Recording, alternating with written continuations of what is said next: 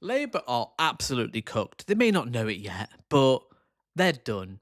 And I want to go over a interview with Hannah Spencer talking to Zach Polanski about her experience campaigning for the by-election.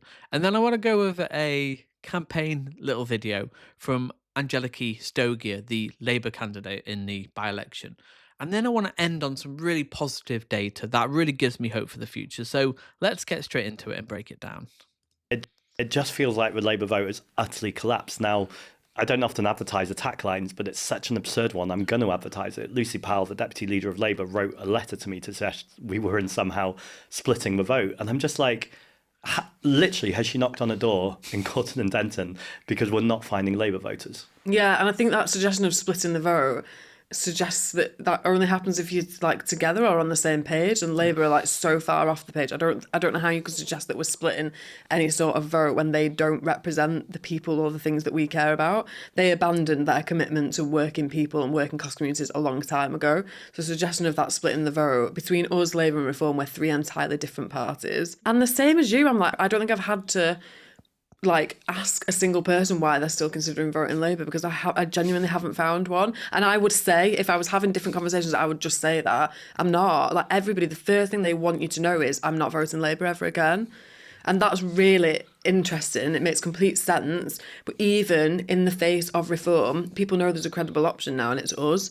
And so they don't have to think about voting tactically to keep Reform out voting Labour. Like, I know Labour are trying to peddle that. They know that it will be worse if they lose to us than Reform. That's why they're trying to take chunks of us in that way.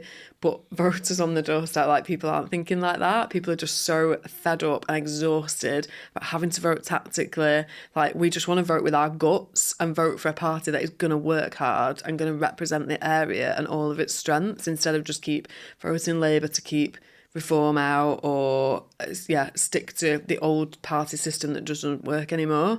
But I mean, great, thank you to Labour for doing so much of the work for us, because you've managed to take that bit of the conversation out, and that conversation now is just us talking about what we're going to do, and that's what voters want to hear about. And that is the contradiction. Like, I understand, I'm sympathetic. Yes, keep Starmer in to keep Reform out.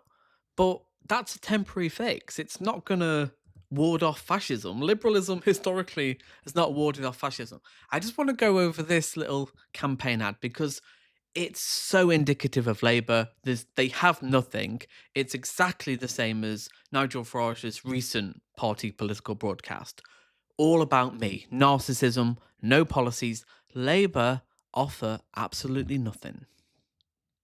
Everybody belongs in this city and they do the best for this city, and this is exactly why shouting from the sidelines, that's not what we're about. What we're about is rolling up our sleeves and getting stuff done. When I came to Manchester 30 years ago, I had very little, but I found a community. Langthorne, this is the place where I started. I've got really good memories of this, very, very good memories living here. Dorothy used to live at number 11. So Dorothy used to be my landlady. She was brilliant, and you know, she showed me again part of the city that I had not seen. Manchester is about, you know, everybody you meet gives you a different flavour of the city. Growing up, my mum was a nursery teacher. My dad was a trade unionist. So I have always been driven by a desire to... Has she said any policies she's going to do yet? This is exactly the same as Nigel Farage, except she's in a house and not in a field with a dog. Exactly the same. Me, me, me. Me, me, me. No solutions. Back. When I first came to Manchester, we took a taxi from the airport. I remember when we came that, you know, this is the best place in the world. Manchester is a city that's dares to dream and lead from the front. So, of course, Manchester is the best city in the world, and the first city in the world, and then Birmingham and London can have it among themselves, or who's the second. You know anything about me? I work very hard, and I'm a person that brings people together. This is not about one person. Just vague platitude, just so meaningless. Limp dick liberalism will not save us from fascism. Please, I'm begging you. And yes, I am the person who's leading the campaign. My name is on the ballots, but at the end of the day, we achieve things when we are together. Some are born here, some drawn here, but we all call it home. Smashed it! Oh my god. Kill me. In Minecraft, no. Oh my god, so pathetic. Oh my god. That is actually the worst thing I've ever seen in my life.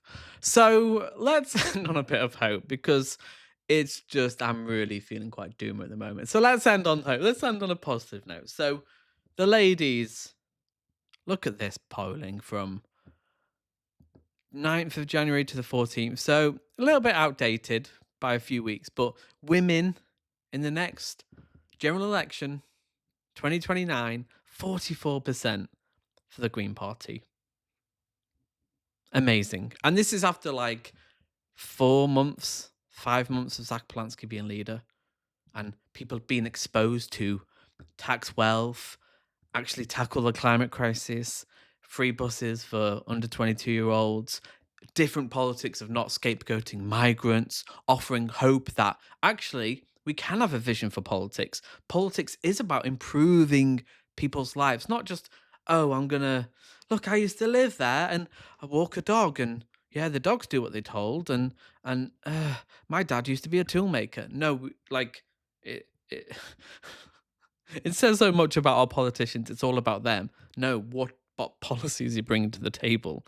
And people are wanting solutions. That's the thing. Like, even reform voters, as ill-informed and misguided as they are, I think genuinely they think that somehow by reducing immigration numbers and deporting people on a mass scale, somehow that will improve their lives. It won't by any empirical standard, but they have that belief. And that is, there's a strange logic to that it doesn't work in reality. But the next one is just how the narrative of the last few years, young men, and a lot of young men have been radicalized by the algorithm.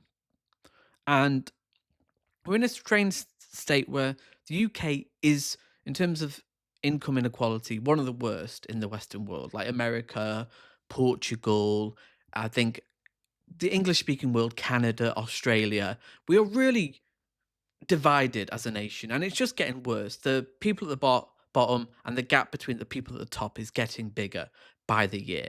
And this creates massive instability. It's not going to get any better under Keir Starmer. So he is literally enabling fascism, and people who support him and think he should stay by proxy are handing the keys to Farage. They just are. You just are. The idea that somehow now that like they're going to go further left, if anything, they've been going further right. Yes, they may, have gone like, oh no, we can't do the Island of Strangers thing. They won't let us get away with that.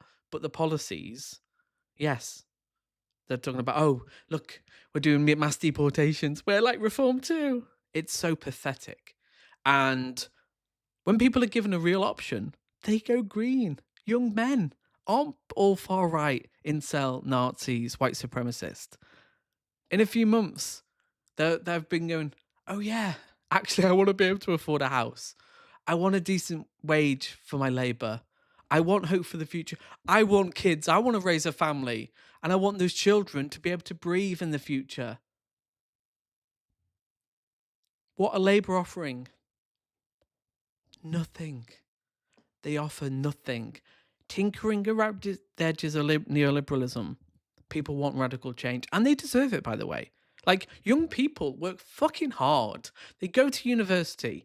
They fucking pay extortionate rates on their rent or mortgage. They fucking have a side hustle. They've got 2 free jobs. Why don't we deserve what our parents and their parents had? The average cost of a house in the 60s was £4,000. Yeah, the average wage was £1,000, but 4 times the average wage, the house being 4 times more than the average wage. No, if you're on 24,000, the average house is not 100,000. I think the average house price is about £300,000. And we're just, oh yeah, we're just Labour. We'll just stick it out. We'll just stick it out.